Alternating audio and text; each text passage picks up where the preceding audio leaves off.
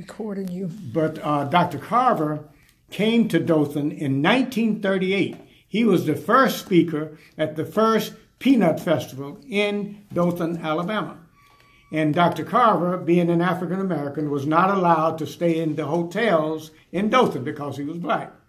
So he stayed in the home of Miss Gussie McMillan, who was my first grade school teacher, who was a member of Cherry Street AME Church.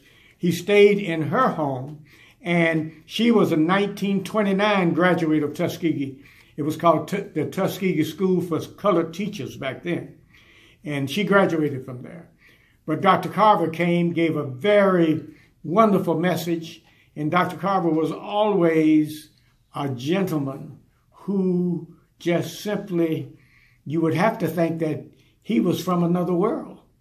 He said that the reason he discovered so much and was able to see so much that other people could not see, he said that when he walked into the woods, and he did it every morning, he said he would talk to the plants and he would talk to the trees.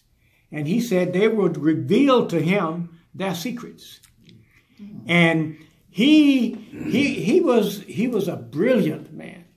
And he was brought, Henry Ford and Thomas Edison brought him to Detroit, Michigan to work for Ford Motor Company. He taught them how to make a car out of soybeans. That was the forerunner of plastics. Amazing. And that car, I have a picture of that car in my museum. And I got a picture of Henry Ford with an axe hitting the car that Dr. Carver taught him how to make. Yeah, that was the first composite materials. The first composite material. Using plants and plastic have a close, bio hookup. The cellular is close. And so Dr. Carver was offered a six-figure job if he would stay in Michigan, because he was giving a lot of secrets to Edison and to Henry Ford. And I've noticed that today at Greenfield Village in Dearborn, Michigan, and I have a friend who works there at the village, they don't really give Dr. Carver the credit for the soybeans. Yeah, I went there. That he showed them how to make a car, and it was called the veggie car. Yeah. And so Dr. Carver was a man who was really, really a brilliant man. Now the city of Enterprise, Alabama, rather than erect a monument to Dr. Carver, they erected a monument to the boll weevil, which was the disease that caught the cotton plants. And the boll weevil was a little pest that would eat up the cotton plants. And so when they ate up all of the cotton, they decided that they would grow peanuts. But they didn't know anything about what they could use peanuts for except to feed the hogs. So Dr. Carver showed them how to take the lowly peanut and to turn it into a whole lot of products. And now he didn't invent peanut butter. That's a byproduct that came later. But he did invent a lot of uses of the peanut. I think it was well over 300 uses of the peanut. So Dr. Carver was a brilliant man. And rather than stay in Michigan, for how much money were they going to pay him? Six figures. How much did he get for coming back to Tuskegee? Well, he got $145 a month. Yeah, $145 a month. He turned down Ford. Turned down Ford. And Edison and them. See, you got to understand, back during that time, getting patents on things, you didn't just have to invent it yourself. You could buy it. If somebody come up with something, you could buy the project from him, and get the patent in your name. So Ford, Henry Ford, all of them was written. I mean, all the way to J.P. Morgan and the Rockefeller. Now, when Dr. Carver and Ford came up with the composite material back in the 30s, here comes DuPont, and they created the first plastic using oil. And that just knocked Carver and them out because Rockefeller and them owned the oil wells, and they was all in cahoots. Oh yeah. Use my oil, so they decided, that that would be the way to go. So oil, you would think, because we got cars, combustion engines and everything. That's where all the oil goes. And those computer plastics and stuff like that, toys, Fisher-Price, oil goes, in order to make those products, you need a whole lot of oil. That's the reason why when houses catch on fire, they have a hard time putting out the fire because oil continues to burn. And they got all that plastic, vinyl on the houses, the kids' toys and everything in the kitchen having to be made out of plastic. So it's hard to put the fires out. So they just sit back and let them burn, really. You know, and they burn to the ground. But Henry Ford, if you know a history of Henry Ford and Edison, Tesla, that's a good example. Edison hires Tesla and gave him a problem to fix this generator, thinking that he wasn't going to do it. And so when powerful men back then. So when Dr. Carver came to Dothan, and he couldn't stay in the hotels because he was black, he stayed in the home of Miss Gussie McMillan, as I said earlier. And Miss McMillan was a member of Cherry Street AME Church. She was my first grade school teacher, and I lived next door to her. And so he stayed in her home.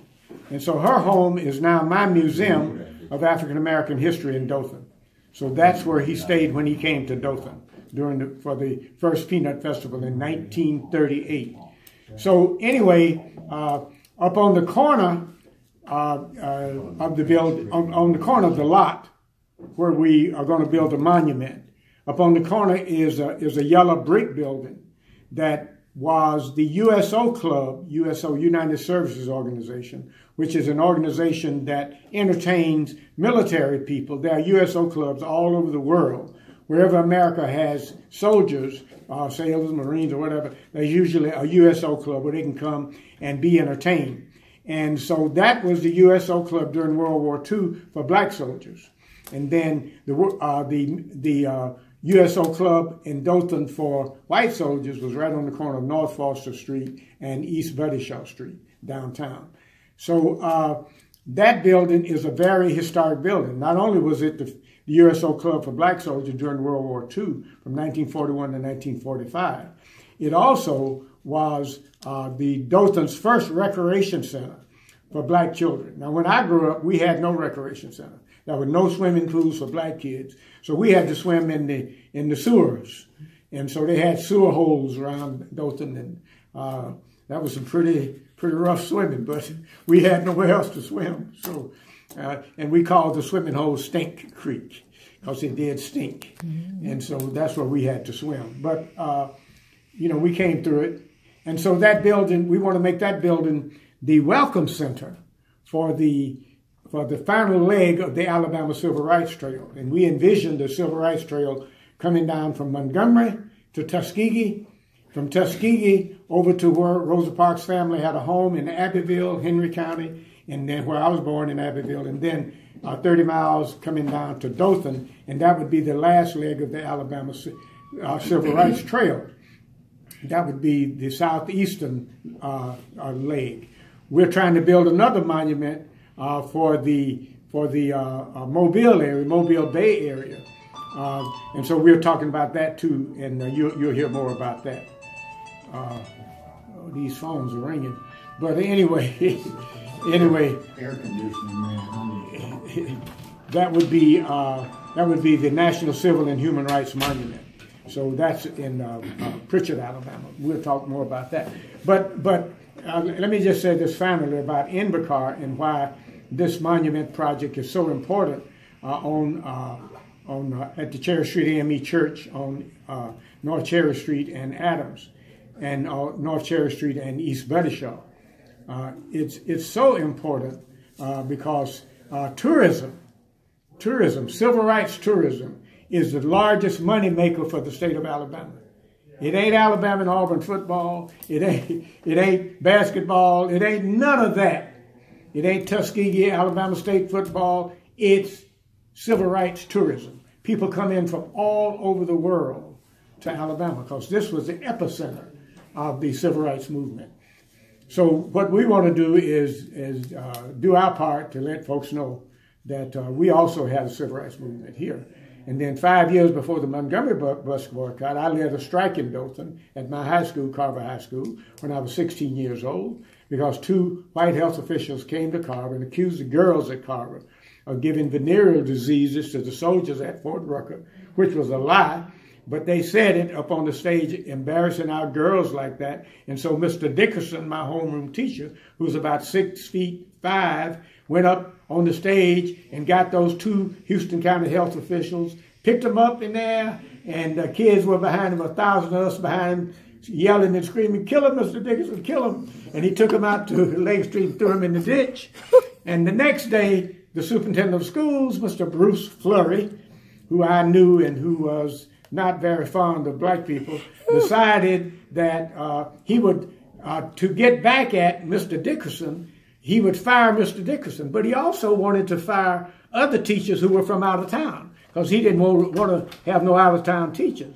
And the reason for all of that is he was getting kickbacks from local teachers who had no college degrees that he would hire. And his own secretary told me that. So I didn't get that from the grapevine. I got that from his own secretary. And I have a whole lot of other stories to tell you about that situation. But when they fired 4 of our top teachers, actually it was 5, all of them were from out of town. And I knew their names. Mr. Dickerson, my homeroom teacher, fired him. Mr. and Mrs. Cater, they were from Coleman, Alabama. And Mr. Hill from Montgomery, Alabama.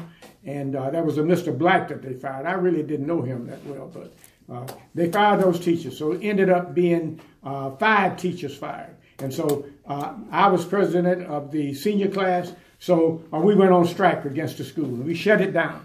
And then I was expelled. I was the only one expelled. And my mother and dad said, "Well, what are you doing over there, boy?" I said, "I'm leading the strike, Mom." I was 16 years old. And so that was 5 years before the Montgomery bus boycott. So the first civil rights demonstration in the South in America was led by Ed Vaughn. All right. Rah. Yes. Awesome. And guess what? I survived. You survived. I was here today. What year was that, Mr. Vaughn? That was in 1951, in May of 1951. If you don't believe it, you can go inside the room here at the library, and it's all in the Dothan Eagle. Look up May 1951 in the Dothan newspaper. Awesome. And they had in there that the 2 student leaders asked the principal to resign. And that was the president, me, and the vice president. His name was William Anderson. Well, we went in and we asked the superintendent the principal, Mr. Porter, to resign. So we told him he was useless.